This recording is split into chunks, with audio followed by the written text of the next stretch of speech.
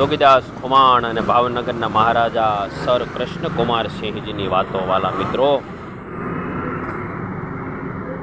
આ વાતો અમને એટલા માટે કરવાનું મન થાય કે કોઈક રોકે ને તો અંદરથી આ વાતો ન રોકાય. મિત્રો, આ વાતો એટલા માટે કરવાનું મન થાય કે ખમીરી ખુમારી અને ખાનદાનીનો સંગમ જોવો હોય ને તો અમારે ભાવનગરમાં આવવું પડે અને અમારા જોગીદાસ ખુમાણ અને અમારા સર કૃષ્ણકુમાર સિંહજી મહારાજા એમના બંનેના જીવનને આપણે જોવા પડે, સમજવા પડે. ભાઈ,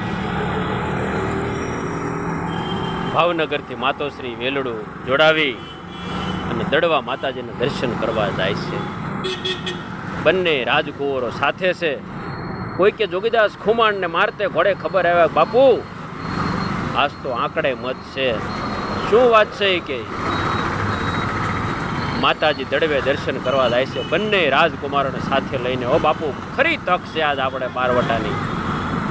તેથી આપણા જોગીદાસ બાપુ, આ સાહેબ અમારે વાતો નથી કરવી ને તો અમને અંદરથી ધક્કા મારે છે કે આ ઇતિહાસ કાયમ જીવતા છે, કાયમ જીવતા છે, કાયમ જીવતા છે. મિત્રો, એ જોગીદાસ બાપુએ એટલી તેથી રગડાને કીધું હતું કે રગડા, માતાજીના વેલડા ફરતો સખત પ્યારો કરી જો, કોઈને ઊની આંચ ન આવવી જોવે, અને જો કોઈએ ભૂલ કરીને તો મારી તલવાર તમને નહીં મૂકે. આપણા માતોશ્રીને અને બંને રાજકુમારોને આપણે દર્શન કરાવી અને ભાવનગર પાછા પોગાડવાના છે. ભાઈ, આ જોગીદાસ ખુમાણની ખાનદાની ખમીરી અને ખુમારીનો સંગમ ભાઈ અહીંયા જોવા મળે અને એટલી એની વાતો થાય. આજે પ્રાતસ્મરણીય બની જા, વંદનીય બની જા. અને પછી જોગીદાસ બાપુએ કહેવડાવ્યું કે માતોશ્રી દડવે દર્શને જવું છે કે ભાવનગર જવું છે. ત્યારે માતોશ્રીએ કહેવડાવ્યું કે જોગીદાસ ભાઈને કહેજો કે અમને ભાવનગર સુધી મૂકી જાય.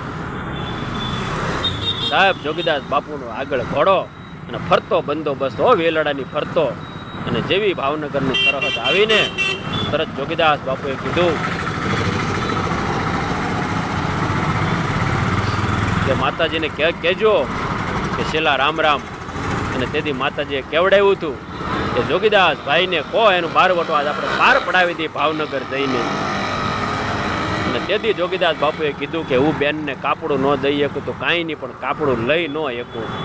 બારવટું તો મારે કૃષ્ણકુમાર સિંહજીની સામે છે, મહારાજની સામે છે. માતાજીને કહેજો. સાહેબ, આવો ઉજળો ઇતિહાસ અમારે વારે વારે ગાવાનું મન થાય, કારણ કે આ પ્રાતસ્મરણીય વંદનીય નિત્ય વંદનીય બની ગયો જોગીદાસ ખુમાણ, જોગીદાસ બાપુ અને કૃષ્ણકુમાર સિંહજી.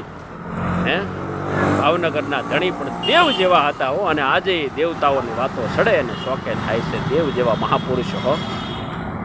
એટલે અમને કહેવાનું મન થાય કે ખમીરી ખાનદાની અને ખુમારીનો જો સંગમ જોવો હોય તો અમારે જોગીદાસ બાપુ અને ભાવનગરના મહારાજને સમજવા પડે.